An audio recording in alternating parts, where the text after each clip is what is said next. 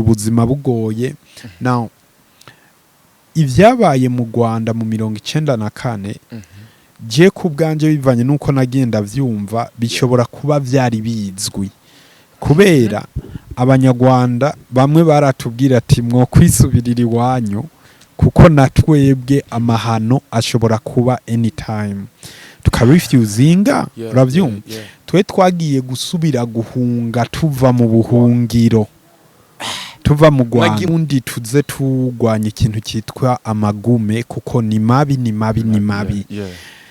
tugarutse mu Burundi as you can hear ivyo twari dufise byose byari byaraturiwe n'abasirikare nta mitungo twari dusigaranye nakubwiye ko twari bitwa bagwiza tunga muca mugaruka muhungutse tubimpunzi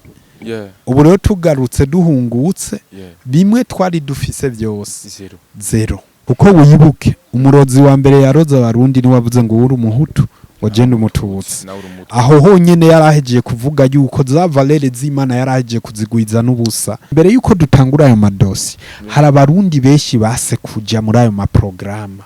bavuga ati ntitwoheba amatongo bavuga ati nimwaje y'abazungu bazobarya nimwaje mugiye koza imbwa z'abazungu nimwaje mugiye koza amabarabara y'abazungu kubereka ko hari ubuzima bubi mugiyemo ahubwo ko twiyahuye kubera iki ntabyo bari bwamenye.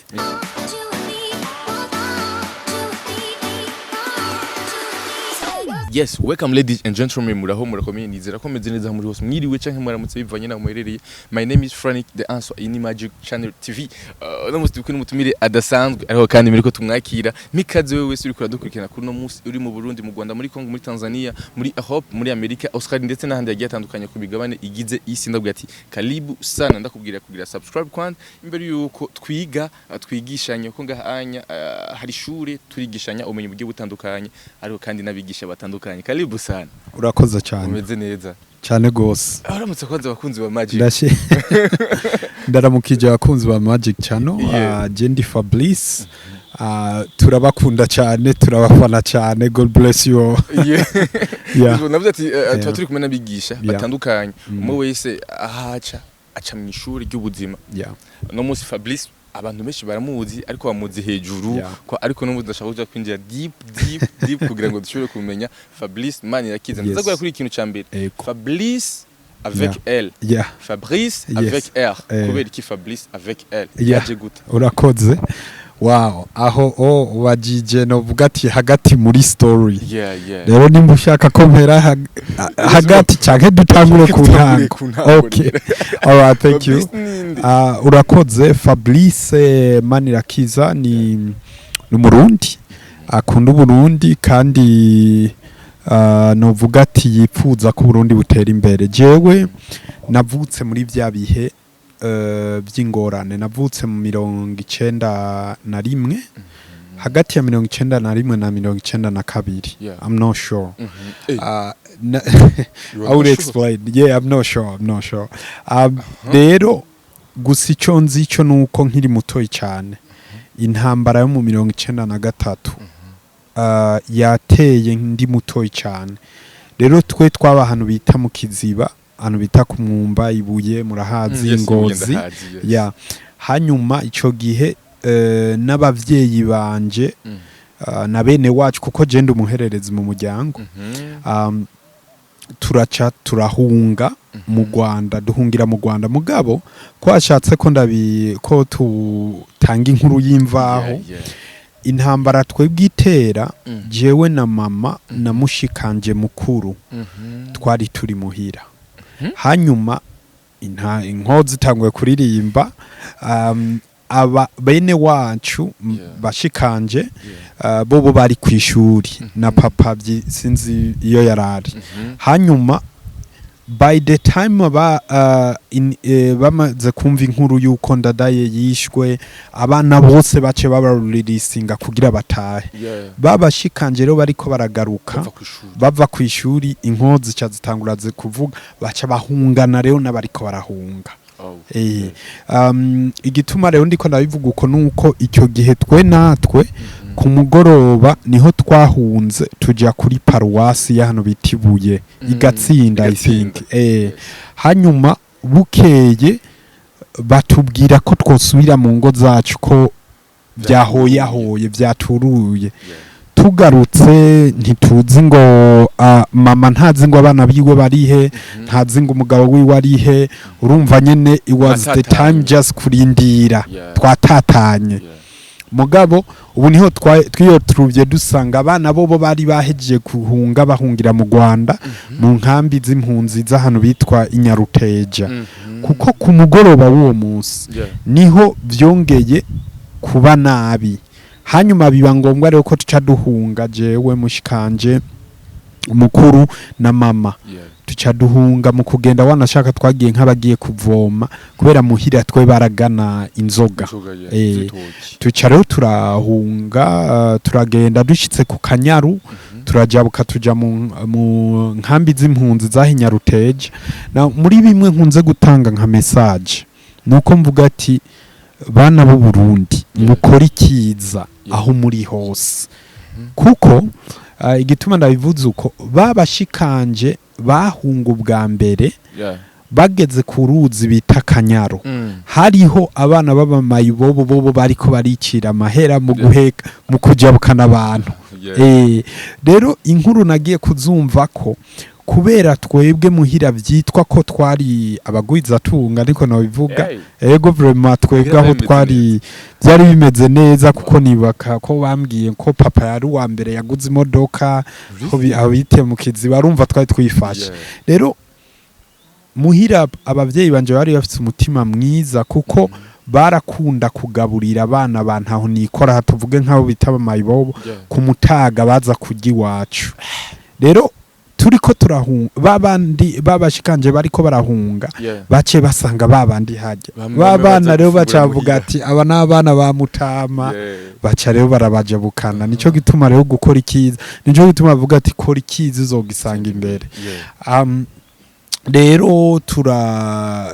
turahunga tuja mu nkambi z'impunzi twaratatanye haheze igihe gitoyi niho twasubiriye ku reunitinga tusubira twongera umuryango umwe tuba umuryango umwe ni inkuru ndende niko ndagerageza guca ku mayanga aho uza kusanga ushaka kumva urazurambaza rero tugeze mu nkambi turasubira tuba umuryango umwe mugabo obviously ubuzima bugoye now ivyabaye mu Rwanda mu 1994 je ku bwanje bivanye nuko nagenda vyumva bishobora kuba vyari bizwi kubera abanyarwanda bamwe baratubwira ati mwo kwisubirira iwanyu kuko natwebwe amahano ashobora kuba anytime tukarefusinga uravyumva twe twagiye gusubira guhunga tuva mu buhungiro tuva mu Rwanda nagiye mu buhungiro aho kandi mugira muhunga tugira duhunge tuvayo tugaruka uravyumva kuko genocide yo mu Rwanda iteye niho twaciye tugaruka mu Burundi muga mushikanje ndaza kumuvuga ko twamushika ko mukuru niwe wewe ntivyakunze kwagaruka mu Burundi yaciye nja mu nkambi z'impunzi muri Tanzania anu bita I think igitare wewe yabonye amahano agujije incuro 70 ingahe nzizo nabonye burya vraiment abarundi tuze tugwanya ikintu cyitwa amagume kuko ni mabi tugarutse mu Burundi as you can hear ivyo twari dufise byose byari byaraturiwe n'abasirikare nta mitungo twari dusigaranye nakubwiye ko twabandi bitwa bagwiza tunga muca mugaruka muhunguze tubimpunzi ubu rero tugarutse duhungutse bimwe twari dufise byose zero mwaragiye umijya mu matatanye ura papa ntoruza ahantu hari mama arahiga famille arabura ico gihe mugeruka aba famille mwarongiye kandi gusura kubona na mama papa tukiri mu twabonanye turi mu nkambi mu Rwanda niho kuko turi mu nkambi z'impunzi mu Rwanda mama baramubwira ko umugabo wiwe bamwishe n'abana bamwe bo barabishe so urumva ntuzi what's going on ngira uravyumva kugaruka tukareunitinga it was a miracle ni igitangaza cy'uhoraho cyabaye rero mu kugaruka mu Burundi twagarukanye ndibuka mu minsi yeze niho bashikanje bariko barasubira kumbwira review y'iyi story niho bambwiye yuko papa yabanje aragaruka hanyuma acarasubira rero avuga ati no let's go back kuko insaku z'intambara ziriko ziravugwa mu Rwanda ni nyinshi birakenewe ko dusubira iburu at least dufiri wacu you know tugarutse rero mu Burundi novuga ati ku bwanje nabonye ko abavyeyi bacu badukuye kubutsa batugeza hejuru. For me, I always says that I seen my parents coming from being zero to being my heroes. Uravyumva? Ico gihe gufata gusubira kugira fondation shasha mwiyubake mwubaka ubuzima urumva ko biba bigoye sivyo byari bigoye cyane gose ariko Imana ishimwe byarabaye abavyeyi bacu baradusubiza ku murongo now kimwe no vuga ati subira inyuma nkashimira abavyeyi bacu baratwigishije valere z'uhoraho z'Imana baratwigishije gusenga baratwigishije kwicisha bugufi kuko nivyo wanashaka no mu buzima jewe kugeza ubu byagiye biranyubaka kugira mbe shoboye kubashika kuba ndi ku ntambwe nk'iyi mvuga ati abavyeyi bakurikirana iki kiganiro mwigisha abana banyu valere z'ubuzima valere z'uhoraho z'Imana kuko nta hano muri Bibiliya yakwigisha ngo genda wigisha umwana wawe kwica ubundi canke kuyiba no bakwigisha ati icishe bugufi ico rero narakibonye ni ikintu kigaruka mu buzima bwa misi yose bwa twese yaba abana b'abantu yaba abantu bazi izo valere ntaco buza dukora ibikora inka ntaco buza tubinyisha mu makominote kadogare ngaho nyene kugira ngo uvuze ati yaba abantu bazi les valeurs Imana ikeneye canke les valeurs d'Imana tuzibabwirira urakoze urabona muri Bibiliya mu gitabo c'abakorento niho handitse urukundo icarico Imana n'urukundo haranditse ati je niyo noba ndumuhizi niyo noba ashoboye gusobanura indimi canke nkashobora kuvugana n'abamarayika atarukundo fise no bameze nk'ingunguru igaragara bakubise ivuzugwamo atana kimwe kirimo urumva ntaco noba maze mu yandi majambo value za mbere z'uhoraho ni kunda mugenzi wawe nkuko wikunda ico dushoboye kugikora dushoboye kukimenya tuzaba duhejeje kuko wibuke umurozi wa mbere yaroza abarundi ni wavuze ngo uri umuhutu ngo je ndumututsi aho honyene yarahejeje kuvuga yuko za valere z'Imana yarahejeje kuzigwiza n'ubusa kuko muri ico gihe sisubira kukubona nkuko turi bamwe ico ni cyambere icya kabiri urumva byose bipoperanirije mu rukundo ushaka kumenya izina ry'uhoraho menya urukundo aravyumva hanyuma icya kabiri is being humble kwicisha bugufi kuko yuri kuraraba nko muri kitire y'ivyo twagiye turacamo ngaha mu Burundi haramaze kuzamwo akantu kukugara ako kantu kukugara rero gakwega vyinshi gakwega ugwanko gakwega ubwicanyi gakwega inzigo y'agatsikira ivyo bintu rero tutabirengeye navyo n'ubundi bizoguma bituma tugwa urumva tatuja rero jewe siguye mu jambo rimwe Imana n'urukundo kandi urwo rukundo atari bimwe tuvuga gusa mugatugendera ku buryo n'abandi bashobora kubikurabira ko bakavuga ati wow yes urukundo rwigendera waciye mu bihe bikomeye kuva mu 1991 gushika aho ugera umera gutahura ubuzima muri urwo rugendo rwose hari ivyakubaje ni vyinshi kubura imiryango kubura aho muvukana kuba n'abandi bantu bagiye batandukanye ndetse no gusanga muri we wamana umubabaro igihe cose okumarana umubabaro imyaka irenga 5 mu muntu ni ibintu bimeze gute ni ibintu bibishe bigoye kandi bikwega ico bita trauma no kwihebura gusa tukiri kuri ya story kugira nshobore gupaintinga picture imwe Yeah. ni yuko tumaze kugaruka ngaha mu Burundi tugasubira tugatangura ubuzima abavyeyi bakadushira ku buzima twarabayeho kugeza yaho twaciye muri byinshi mugafise imyaka 8 abavyeyi banje barapfuye bose je sanzwe ndipfuvye rero yeah Sorry. yeah no it's totally fine what doesn't kill you it makes you stronger ico gihe rero maze kuba imfuvyi je nabingozi urumva twari twavuye mu guhunga twari turi ahantu biti mu Kiziba duhungira mu Rwanda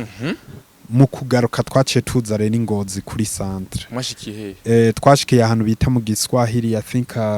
ku majengo abarundi mu Giswahili hanyuma duvuye ku majengo papa acagenda rero ahantu bita muri Shikiro niho rero hitwa niho rero hitwa ko ariho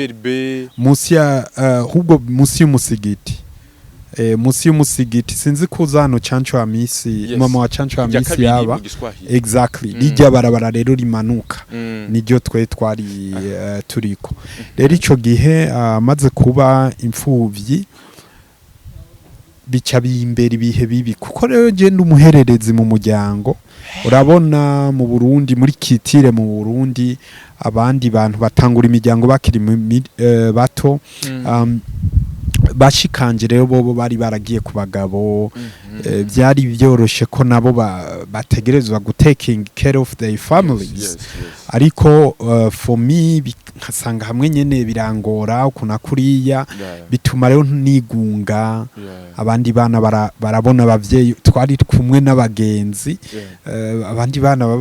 you know papa arabazanira imbombo mama arababwira ati mwananje jero ntariko ndabona ivyo byose bikaguma umutima wanje ugumuba ubikiyo ntuntu uravyumva naragize ibibazo kugeza aho rero mba mayibobo maze kuba mayibobo je nabaye mayibobo kugeza aho nanywa igitoro urabona ugafata impuzu kayizinguku hajya bariko baranywesha ibitoro ukacutega kugira uzuri motereza ca gitoro uravyumva ndaba nyene umwana wo mwibarabara bajya bitani sidie baba ivyo bihe ndabicamwo muguko nagiye ndabicamwo nibaza ko ari kuhoraho yagumanyereka yuko amfitiye umugambi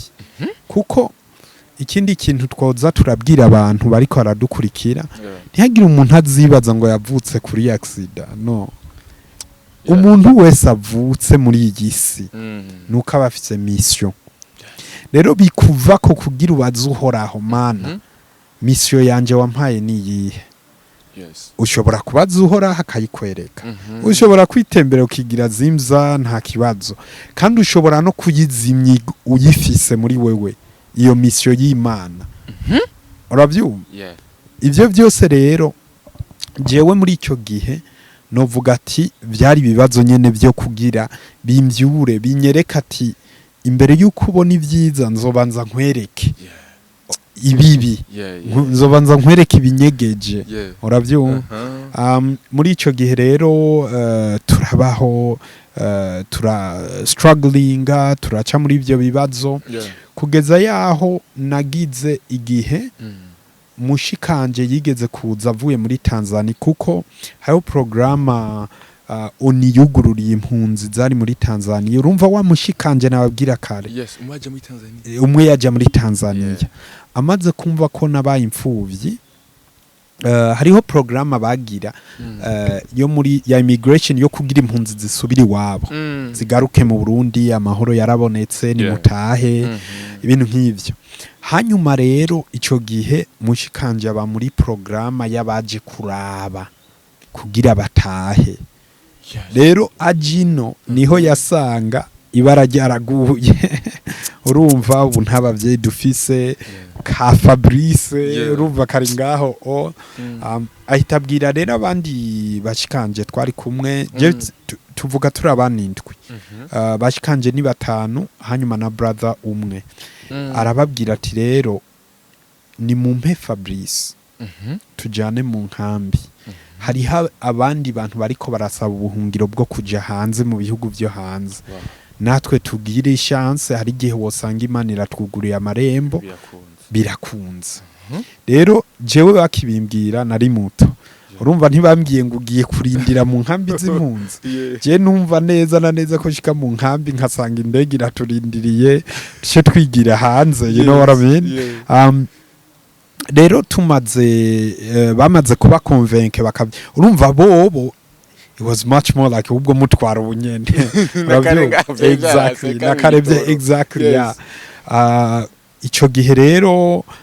urumva je narakamye mayibo kugira ndonke amahera laja gukinisha sinema hagigo ico gihe rero bamaze kwemera acarasubira inyuma aransiga ansize yari mu nzira yo kujya kwitegura kubera urumva wewe niyo yaba ansize na byanguye mu gutwi n'ishuri cya ntangura kuri heba cyambona ati burya jewe story girihinduke jewe siniwonga urabyuba ntangura kuri heba haragera rero aho tugenda mu nkambi kandi kujya mu nkambi natwaweyo namushikanje nkurikira yitwa Alice kandi kujya mu nkambi twagiye bitari mu mategeko rero ni hamwe babaza ati none we ko witwa Fabrice so ikindi no revealing ngaha je nitwa Fabrice Kayobera ije niyo zina abavyeyi banyise niyo mazina y'ukuri niyo y'ukuri na cyakindi nakubwira ati sinzi aho navukiye rero mu nkambi z'impunzi abantu babayo wasanga ONI canke IOM canke immigration ibaha injya kujya abantu bari mu mpunzi baronka injya babazanira intete twe I think zari soya can't remember gusa it was bad you know icyo gihe rero kugira ubeho injya bakuzanira wasanga bavuga ati ngo zizokumaza indwi zibiri ariko realistic zakumaza indwi imwe gusa uravyumva so kugira ubeho wewe wategerezwa kucurondera ukuntu higa abandi bantu batabaho bakaja kuri kade yawe izo twita amatoken urumva iyo token rero bikaba ngombwa ko ufite so nk'uwo mushikanje rero yarafise abana babiri urumva hariho uwundi muntu yitwa Dieudonné Manirakiza ariwe jewe yari yaravuze yuko hari umuntu yitwa Dieudonné Manirakiza mugabo atabaho yo hageze rero ibarura cyo ijya ntunzenye ijya rusansuma iyo hageze baca bagenda kuko urumva ntiyari mushikanje wenyene baca bagenda bagahamagara abantu b'abanyambo abanyambo bari abantu baba impande yaho twaba hari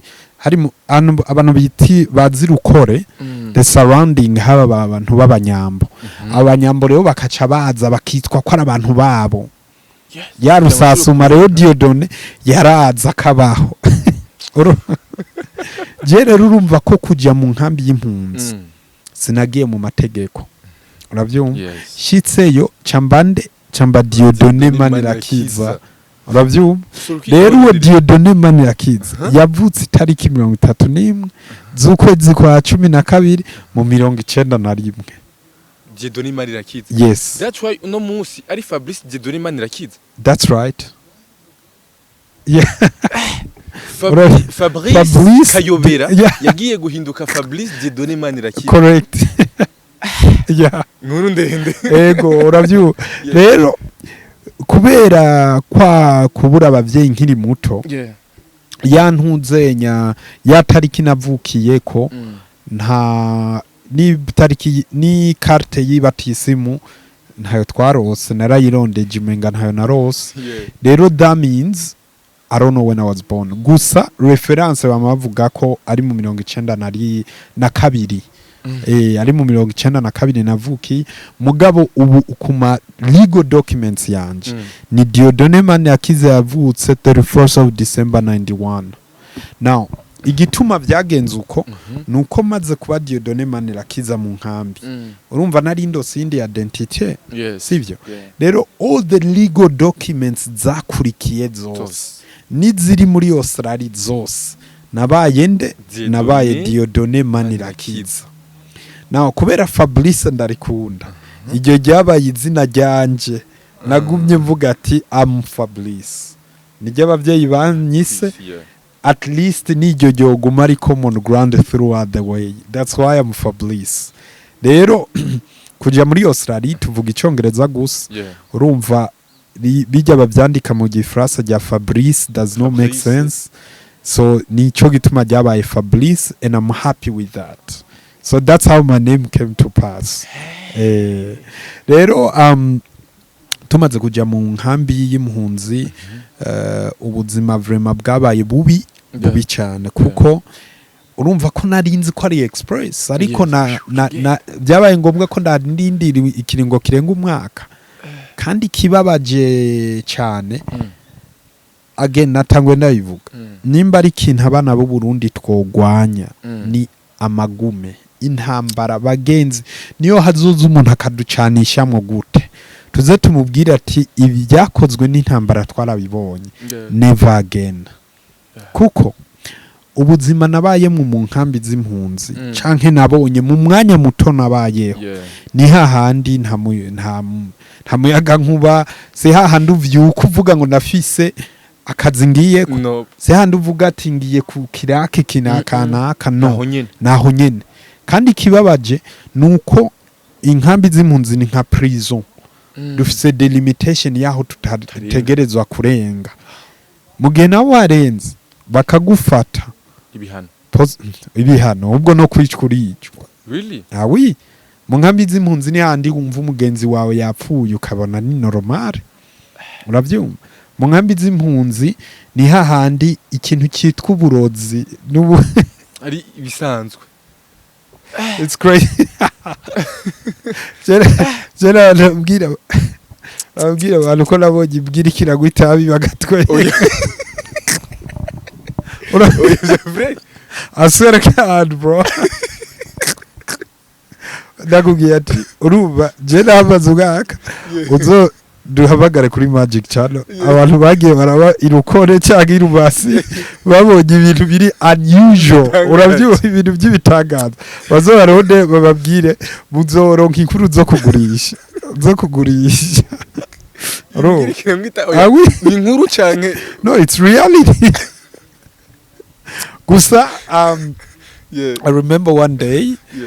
kuko twevreman uvuga ati mu muryango niyo twagiye turaca mu bigeragezo nimba ari ikintu twese mu muryango tuzi hari ikintu abavyeyi baduhezagije cyo kuba aba inzira mugayo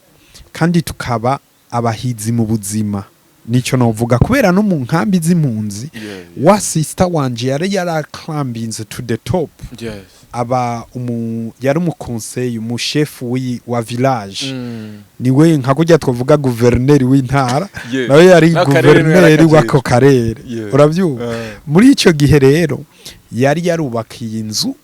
urabona ko bya bindi nakubwira papa yakoze nawe yari yarubakiye inzu abamayibobo kubera iyo village twe twabamwo yari ifatanye n'isoko. Rero urumva abantu aho nikora mu mayibobo obvious urumva baba ari benshi muri ako karere. Rero twe twari twegera isoko igituma ndiko ndabivuga uko nuko hari mu mayibobo umwe yigeze kubona yambwa ayitera ingegene ajara hijagara mu gitondo hari ubutambara aho sinza kubuvuga yagiye amubwira ngo peti guzoza urarabyitera sha donc yambwa oui yari wamuze rero yo biriko biravugwa I don't know man utarabibona it's a joke you know what I mean ariko iyo bibonye I don't know man it's too much. Ariho mwavuze ko turiko turigisha jewe mu bintu nkora ndagerageza kwipfuza kumenya vyinshi kurusha ibyo namenye. Jewe ibyo mubona nkora byose bijye nibitoyi cyane kubyo niyumvira nibyo ndondera. Ati gute nk'ubu nk'akarorero ndafise ukuntu je nasomye Bibiliya inshuro zitari imwe canke zibiri. Ndafise ukuntu natahuye ko Bibiliya ni impapuro zibiri mu nkuru yose hajya amusoma dusoma genda murondera ibindi genda shavuzwa no kubona abantu bitwa ngo n'abatumwa b'Imana bariko barigisha canke bakamisleading abantu bemeza ko bazi Imana kumba ataniyo bazi uravyumva ico kintu vuze cy'impapuro zibiri iki nshatse kuvuga cy'impapuro zibiri nicyo kuvuga ati Bibiliya yo nyene iratubwira ibitabo bindi urumva twategerezwa kuja gusoma kurondera kugira twumve Bibiliya tumenye inkuru yose akarorero nakahe yusomye mu gitabo cy'itanguriro urasomamwo umwuzukuru wa Nowa bita Enoke Enoke bavuga ati Enoke nyuma yo kuvuka kwiwe inyuma y'imyaka 30 I think 60 nimba atari 40 avutse yagendanye n'Imana imyaka 300 kujya umugenzi agendana n'umugenzi nuko bivugwa best friend uravyumva best friend urabona uko Jenny icaranye na same thing as this uravyumva kandi Enoke afise amateka yiwe yubatse ayanditse mu gitabo ciwe ca Enoke kuko twese turazi niwe abamarayika bari barakorokewe muri iyi si babandi baje bagafata abana b'abantu bakababyara ko niwe baciye ko basaba ikigongwe kugira ashobore kubasabira ikigongwe ku Mana basubireyo ugace wiyumvira ati umuntu yagendanye n'uhoraho imyaka nk'iyo what's the story behind bavuganye iki bavuganye iki you know what I mean biratangaje yo ndiko ndavuga ati ni impapuro zibiri yugiye ugasoma nk'igitabo ca Yosuwa amaze gutegwa yagiye kugwana n'abandi n'ubundi bwami bw'aba I think naba niko babivuga mu ntuze mu cyongereza that's how read baravuga ukuntu Yosuwa yasenze ategeka izuba rihagarare ategeka ukwezi guhagarara yariko aragwana n'ihanga ry'abo bita Bagibiyone urumva ico gihe mu mateka yose nico gihe izuba ryahagaze aho niho rero cyo usanga science niyobokamana bijana nuko gusa tutaze kubyinterpreta aho nyene hacandika ati mbega ibindi byikogwa Yosuwa yakoze ntivyanditse mu gitabo cya Yesha atari Yosuwa icyo gitabo kiri muri Bibiliya atari na Ezra exactly sina Ezra ni Yesha nikiri muri Bibiliya nikiri mu Bibiliya je nagisomye yugisomye usangamwe ibintu byinshi by'ubwenge sivyo ariko urumva ntidushaka kuyimenya nico gituma na Bibiliya no muri Daniel handitse ngo abanje bishwe no kutamenya uravyumva rero nkavuga ati iyo turiko rero turaraba ivyo bintu by'iyobokamana naringarutse kuri ya story yanje mvuga ukuntu amavalere twigishijwe n'abavyeyi afasha cyane mvuga ukuntu novuga ati ukumenya Imana kuri mu buhungiro budasanzwe kuko ico gihe twabaye mu nkambi turahamara igihe kirenga umwaka hanyuma ubw'umwisho again ni inkuru ndende kabisa kuko ngejeje guca ku mayange ico gihe harageze rero yo bavuga ati abantu bose impunzi zose nizisubira iwabo twe rero tukiri muri Tanzania twe rero ntacyo twari dufise ngaha kuko jewe urumva ko nari nahunze naciye muri vyinshi hariho n'ibindi vyinshi cyane ntorinda kuvugira ngaha uguca muri vyinshi kugaruka i Burundi kwari nko gusubira ikuzimu kuri jewe no kuri mushikanje turavuga ati we can't go back you know what I mean rero abo bitakunda ko bagaruka nibo rero baca babaza ama immigration kuva mu bihugu bitandukanye vy'isi niyo yacaza rero kugira ababaze what's your next step twe urumva ntivyari gukunda rero ibihugu vya Amerika Canada ibi byose muza gusangamwe abarundi Australia bikatugirisha ama interview icyo gihe rero was lucky twace dutwagwa hano biti Kigoma kugirishwa interview rero si hahandi wavuga bien sûr barakubwira ati okay reka tuje muri process rero yo kurondera ubundi buhungiro hanze yo rero ugiye kugira ama interview se handi wavuga ngo shaka kuja muri Amerika no we waragenda ukagira interview gusa hanyuma you will be accepted by God will, you know what I mean. Haba hazwi n'Imana yego haba araho nyene. Now ndi umuntu kenshi iyo ndiko ndaganira n'abantu nkunze kuvuga ikintu cyitwa uhoraho Imana. Ndabivuga nzobivuga kugeza yaho ubuzima bwanje buhagaze kubera hariho igihe Imana yigeze kuva mu ijuru iranyiyereka niko je ndabivuga. Ati none icyo gihe cyari kiye one day turi mu ma interview kuje hanze barambajije kuko jewe byitwa nari icyo gihe nari I think imyaka 11 barambajije twagiye mu ma interview turiko turayikoreshwa n'umuzungu mu Congereza mu Gifaransa oya abari mu interpreter mugam ni mu Kirundi we couldn't speak other language hanyuma uwo muzungu kubera ico gihe hari hatangwe kwibonekeza ko hari abantu baje hanze bihetse kabandi bantu atarababo kujya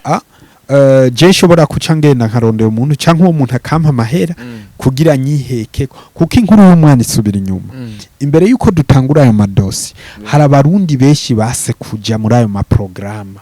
bavuga ati ntitwoheba amatongo bavuga ati nimwaje y'abazungu bazobajya nimwaje mugiye koza imbwa z'abazungu nimwaje mugiye koza amabarabara y'abazungu kubereka ko hari ubuzima bubi mugiyemo ahubwo ko twiyahuye kubera iki ntabyo bari bwamenye now hamaze guca umwanya mutoyi umugwi wa mbere wagiye utaguye kurungika amafaranga everyone urumva ko n'umuntu yarasorora kugira gusa aje ku dossier yawe akwihekeko rero bamaze kubona ko izo hatanguye kuzamo ivyo haciye batangura kuba intense muri monitoring ico gihe rero tujya kugira iyo interview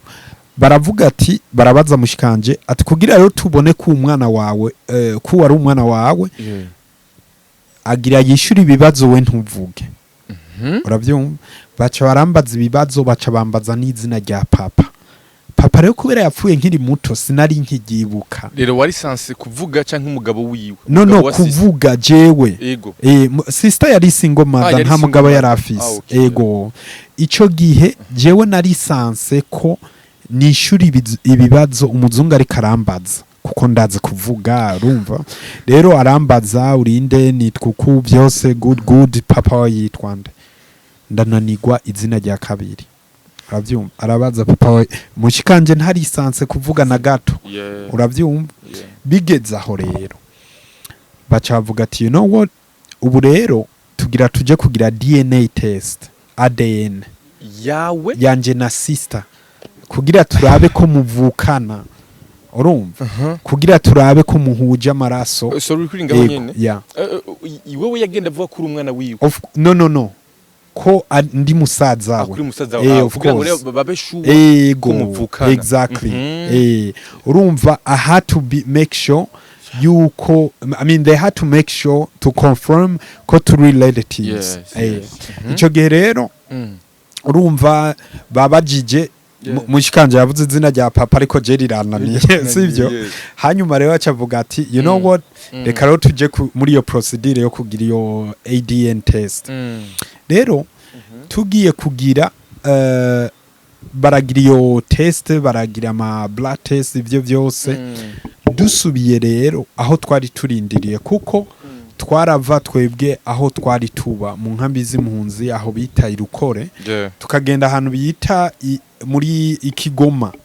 hano hari bateraniriza abandi bantu bari muri brozo procedure hanyuma rero dusubiye muri aho hano twarinde n'ikizu cyitwa NMC cyari I think it was a factory yari nka factory ahantu imiryango irenga amajana 2 bose baryama abana n'abakuze bimwe tuvuga ngo covid yo ya striking nta numwe yari kuvyuka uravyuka kuko yari sare nini ya twese turaramo ico gihe rero tugarutse kuko aba impunzi nyinshi bamwe batari baraciye ku ntebe y'ishuri bobo batwemeza yuko possibility yo kugira ya DNA matching ari ntoyi bavuga ati burya basubiye inyuma basa namwe kozi won't match aho rero ni hamwe twakubita ibifukamiro hasi turirira uhoraho kuko chance yari imwe gusa musanze ari positive mu matching mura passing mugabo muda passinga go back to Burundi muri wa muriro mwari mwarahu cyane gose urabyumva turaririra uhoraho vraiment turavuga ati mana turarira turatakamba urabyumva rero Imana ikora ivyayo aho rero niho je namba nashinze ntahati nimba ariyo ikintu cya mbere uhoraho yanyiyeretseko novuga ati yanyiyeretse nka Ibrahim agiye gutanga Ezahake kuko tumaze gusanga iri marched niho twaciye tubwirwa ko twemerewe kuja muri Australie kandi rero kugira naho wemererwe hambavu y'ivyo harabaho nibindi bipimo vyinshi bararaba ko atamugera ugwaye bararaba ko atama disease ugwaye byari ibintu nyene byo kugira bamenya ati if you are going forward kuko nk'ubu nka Australia umuntu agwaye ingwara na ntoyi ntiyaba accepted sahi ibindi bihugu bya compromising Australia yoyo ntiya compromising tugira Imana rero turapassinga ama test ama procedure turagaruka mu nkambi turarindira uwundi mwanya tugira Imana rero bacara dukura mu nkambi yitwa Rumasi Lukore cha tujana biti Kanembwa twamara desomeni bariko baratwigisha muri Australia bimeze uku bizogenda uku hanyuma tubona gutangura urugendo muri Australia nandikije amateka menshi mu mateka ya vuba nibuka hariho ikiganiro nkuko mu bingirishi nagirishijwe na television nationale yitwa ABC ushaka arashobora kwirondera yitwa My 24 amasaha 28 yahinduye ubuzima bwanje jewe rero naciye ngira series y'ukuntu navuye muri izo nkambi z'impunzi nja muri Australia for me it was more like coming from hell to heavens niko no bivuga niko nabisigo niko no vuga ati nabisigo kuko muri generation yanje canke mu muryango wanje nta numwe yari bwurira indege kugira rero mbu wa mbere yuriye indege as you can imagine kandi umuhererezi mu muryango exactly ndibuka nuriye indege narasenza navuga ati mana what you have just done for me niyo no kwifira uranyeretse kumvise ku mugambi uravyumva cyo gihe rero urugendo tuca turarutangura iyo yindi series urumva kuko urumva turi mu ndege turaryohewe turiko turage ni yindi series turagenda rero dushitse muri Australia dutangura ubuzima naho now ndibuka ndakunze ku making a joke kuko twagiye turi imiryango irenga nk'itanu mugabo dushitse ahantu bita Sydney ya miryango yindi kiragenda imiryango yagiye muri Melbourne yari imiryango ibiri gusa naho nyene tugeze ku kibuga c'indege baca baradutandukanya kandi umusupervisor yaduherekeza yatugeza muri Sydney gusa akaca asubira inyuma uvuga igiswahili yatugeza Sydney gusa tukaja which means from Sydney indi ndege twatoye tuja Melbourne we couldn't speak English ntakirundi mwasubiye kuvuga ubwo nta kirundi twasubire kuvuga acongereza tubuzi ijambo twari twarabetrije ryari ijambo rivuga ngo no English no oracongereza ne hano abantu batubaza none where you go no English kandi wibuke ko twagiye dufise ubwoba ko batubwiye ko abazungu bazotujya urabyumva it was crazy nibuka we got at the airport and hariho umuntu afite izina rya mushikanje umuzungu turiko turatambuka turamubona ati ko bigenda kose ujya mugabo no waje kudufata niba azotujya urabyumva turago hanyuma muganda abwira sister ati you know what reka tuanze twikawushe gato nk'iminota 5 turabe basi ko ari twenyene yaje gutora umva dusama begi we don't know twarindiriye uvuga ikirundi hari waduherekeje yagiye aradusigurira mugabo right now there is nobody who speaks Kirundi you know what I mean eco gerero turagira ubwoba mugabo finally turavuga ati no let's take a risk turagenda nyene hello no English you know who are you this and that ngira urabona awkward yahabaye sivyo ico gihe rero na Australie ni igihugu kinini ya cyane Melbourne umuji wayo numuji uruta uburundi bwose